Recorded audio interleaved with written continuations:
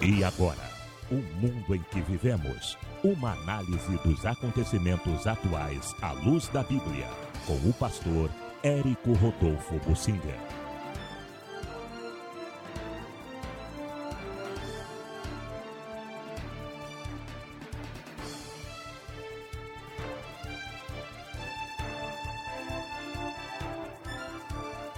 A situação vai se esquentando lá no Oriente Médio. Muitas coisas acontecendo.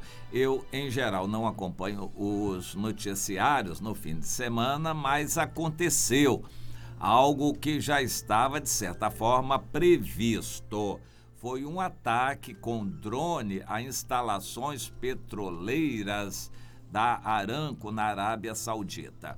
A Arábia Saudita é um país muito interessante, grande, rico, que detém a maior parte do petróleo do mundo, é a maior produtora de petróleo e é um país capitalista ligado aos Estados Unidos, é uma monarquia, não é uma democracia, é uma monarquia e um país muito estável, muito rico e aliado dos Estados Unidos. Inclusive, os Estados Unidos têm bases militares ali na Arábia Saudita. O grande inimigo da Arábia Saudita é o Irã.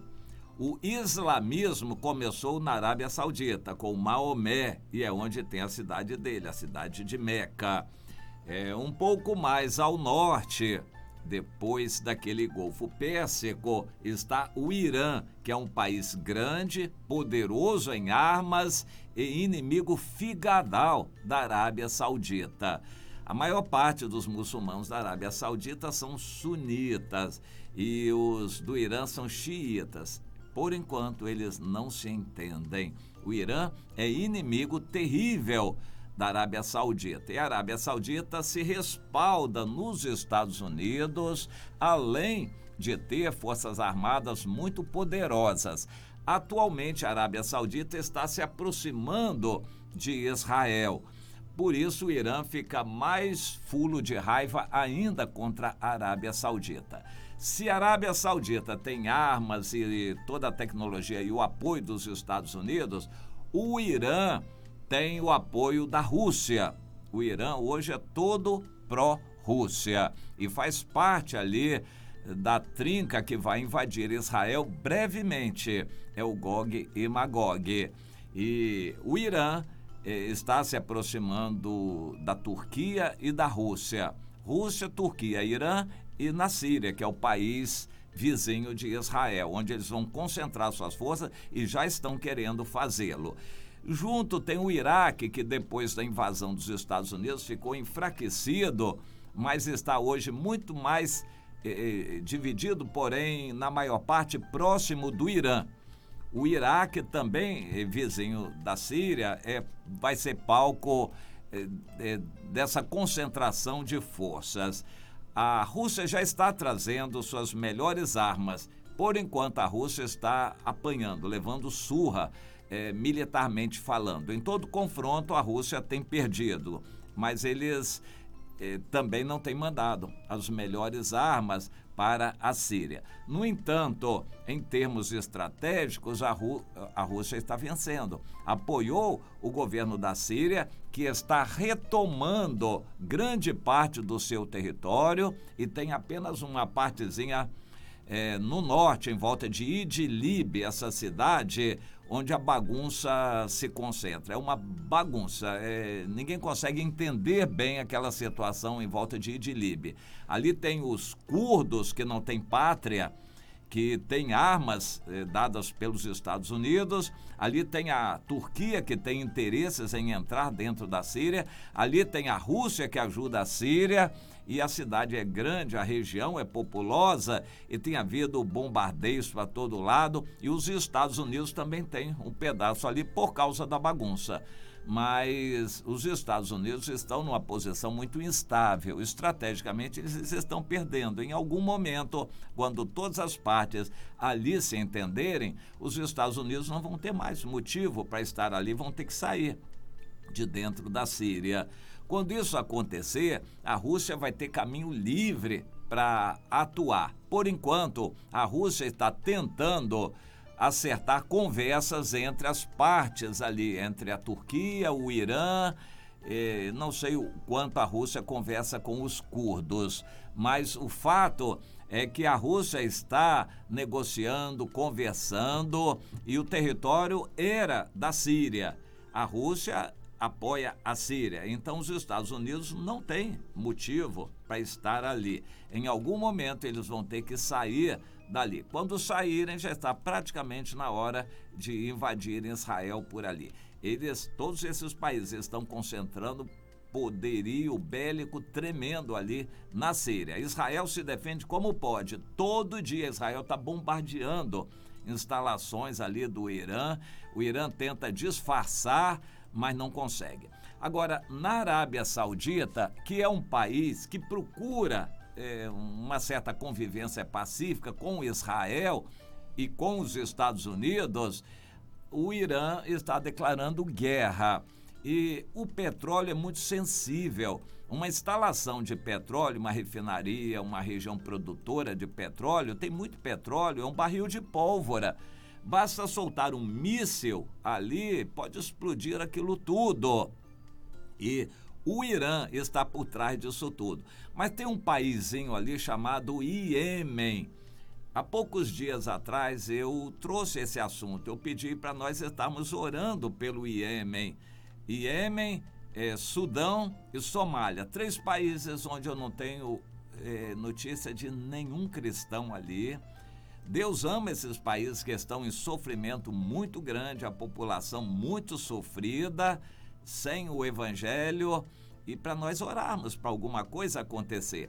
O Iêmen está dividido, tem um governo que é apoiado pela Arábia Saudita e um grupo rebelde apoiado pelo Irã.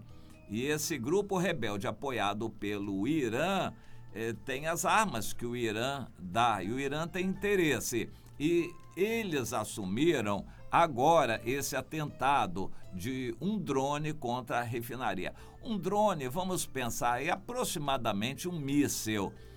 Há grandes diferenças. O drone, esses drones que eles usam em guerra, não é igual esse que a gente usa para tirar fotografia, não. Um helicópterozinho com 4, 5, em geral 5 hélices. O drone que eles usam lá não é esse que a gente usa, não. O drone é um avião, até na forma quase de um míssil, que não tem piloto. Ele é dirigido, porém não tem piloto, não é tripulado, então não corre o risco de morrer nenhum piloto. Esses drones que eles usam é lançado de uma catapulta, de uma plataforma, ele é lançado em grande velocidade, depois ele continua com motores próprios e ele é dirigido. Um míssil dirigido é melhor, ele vai em maior velocidade, mas quem não tem míssil caça com drone. O drone é o míssil mais lerdo, mas por ele ser menor, voar a baixa velocidade, a baixa altitude, nem sempre ele é detectado logo pelos radares e ele leva uma carga grande de explosivos, e foi o que aconteceu.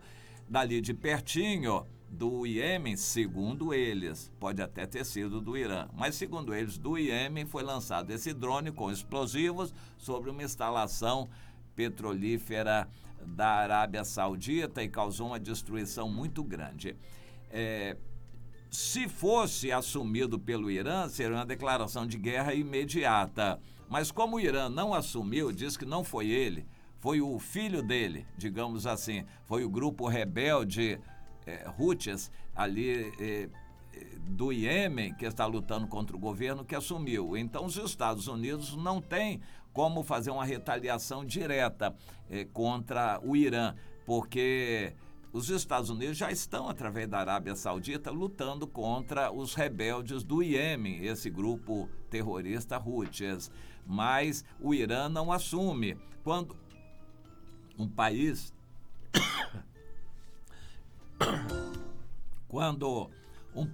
não assume, é mais complicado.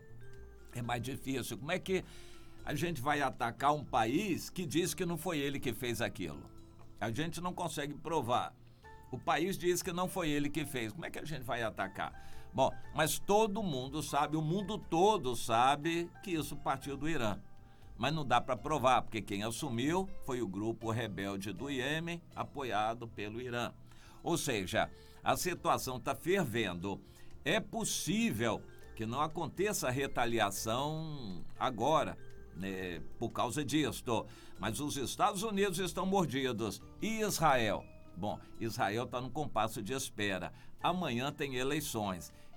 Em qualquer situação, Israel não faria nada hoje, nesses últimos dias, antes das eleições.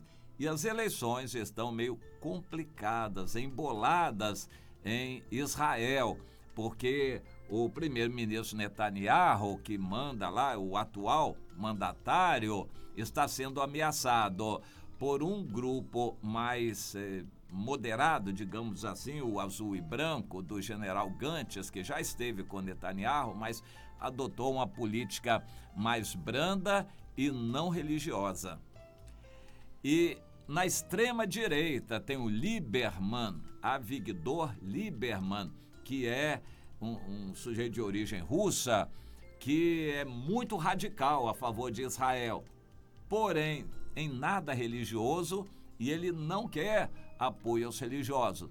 Mas os religiosos somam votos significativos no Knesset, no parlamento de Israel. O Netanyahu se diz religioso e quer o apoio dos religiosos. Nada a favor de cristianismo lá, é religião farisaica, ultra-ortodoxa. O Netanyahu quer os religiosos, mas ele não consegue se entender com o Lieberman, de extrema-direita. Já o Gantz, do azul e branco, eles têm bastante votos, substituiu o Partido Trabalhista. Eles têm bastante votos, porém são moderados, eles não se aliam com a extrema-direita, mas pode até ser que venham a formar o novo governo. Bom, em resumo, não está garantida hoje, na véspera, amanhã vão ser as eleições, até nós devemos orar por isto, não está garantida a vitória do Netanyahu, nem um pouquinho está garantida, não se sabe como o eleitorado de Israel vai se comportar. Se o Netanyahu for reeleito, conseguir formar o novo governo, os Estados Unidos vão estar bem com Israel, o Brasil, etc, etc. Mas se for o Gantz, que tem maioria junto com o Lieberman, eles vão formar um bloco antirreligioso, de direita, porém antirreligioso. E aí a situação vai mudar realmente em Israel. Então há muita expectativa para as eleições de amanhã, inclusive com relação aos ataques aos outros países vizinhos. Então o Oriente Médio está fervendo, muita coisa está para acontecer. Se o Netanyahu não for reeleito, isso vai dificultar a reeleição do Trump nos Estados Unidos. Israel tem grande influência sobre os Estados Unidos e o presidente Donald Trump está apostando tudo no seu amigo Netanyahu. Mas se ele não for reeleito, vai ficar difícil, mais difícil um pouquinho a reeleição do Trump no ano que vem. Ou seja, o arrebatamento está às portas. Se o Trump for reeleito, nós vamos ter um pouquinho mais de tempo aí pela frente até a manifestação do anticristo. Mas se o Trump perder, o que eu acho que deve acontecer daqui a um ano, então o arrebatamento vai estar logo a seguir. Bom, o Oriente Médio é a chave para a compreensão dos últimos acontecimentos. Nós estamos muito pertinho da invasão de Israel pelo Irã, Turquia e Rússia, junto com a Síria e outros países que vão apoiar também. Nós estamos muito perto da aparição do anticristo, então muita coisa vai mudar. E nós devemos nos preparar. O Oriente Médio está pegando fogo. Paz, irmão.